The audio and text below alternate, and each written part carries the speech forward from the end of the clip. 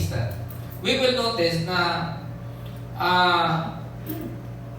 sa verse 2, okay, the great crowd of people follow him because these of the signs have performed by healing the sick.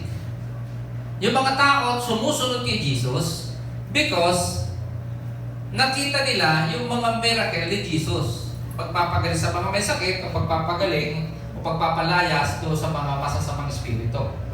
Sa Mark chapter 6 verse 34, He had compassion on them because they were like a sheep without a shepherd. So He began to teach them many things. Diba? So, yung mga taong ito ay tinuruan ng ating Panginoon. Okay? Sa maraming bagay. And verse 23, pinakain ng ating Panginoon. So, lahat ito ay pagpiminister. Sino ang kasama ni Jesus sa pagpiminister na ito? Of course, yung kanyang mga disciple. Okay? Are you willing na makasama ni Jesus sa pagpiminister? Amen? So, possible you are the one na pwedeng tagapagdala ng tinapay, nagbibigay ng tinapay, ikaw yung nag-aayos ng kaayusan ng gawain. So, pwede yun. O pwede naman yung ikaw ang pinagmulan ng tinapay. You are also a minister because sa'yo nang galing yung tinapay. Di ba? O.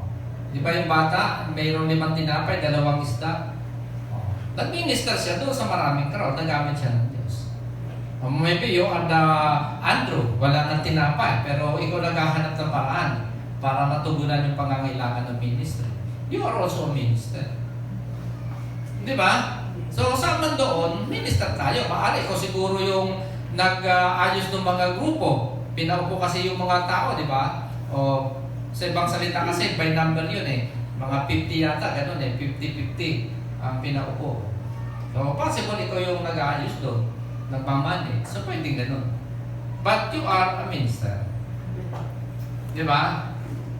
Again, the crowd is seeking for Jesus. Because you need something.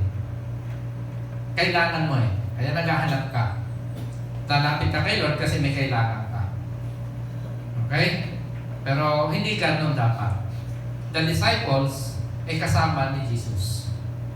Hindi agad si Peter. At sabi niya, natagpuan ko ang Messiah. Then si Peter dinala ni Andrew kay Jesus. Okay? So tingnan mo, yung dinala ay naging magaling na leader. Oh, dinala ng kanyang kapatid si Pedro. Now, ito naman, the another day, naglalakad si Jesus, nakita niya ngayon si Felipe.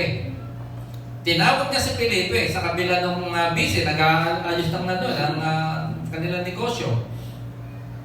Sabi ni Lord, sumunod ka sa akin. Si Felipe naman, iniwanan yung kanyang hanap buhay at sumunod kay Jesus. After na sumunod kay Jesus, pinuntahan naman ni Felipe si Nathaniel. At sabi niya, tatagpo ako ang Messiah. Halika, tingnan mo. O, tingnan mo. Ito yung mga tao na nakakakilala sa Panginoon, mayroong response, sumusunod, at sa pagsunod nila sa Panginoon, na intindihan nila, nakilala nila, hindi sila nananatili doon sa kanilang kalagayan. Sila ay nag-i-invite. Mayroon sila nasa isip habang nakasama nila si Jesus, nasa isip na nila yung kanilang mga dadalhin, i-invite para kay Jesus. Si nanay, nung kami nag-uusap patungkol doon sa orientation ng church, sabi ko, paano sasabihin mo sa mga anak mo patungkol sa Panginoon? Sabi niya, ay di sasabihin ko sa kanila, halika kayo, makinig kayo, pakinggan nyo. Di ba? Totoo naman, kasi di niya kaya paliwanag. Ay di makinig kayo. Parang gano'n lang yun.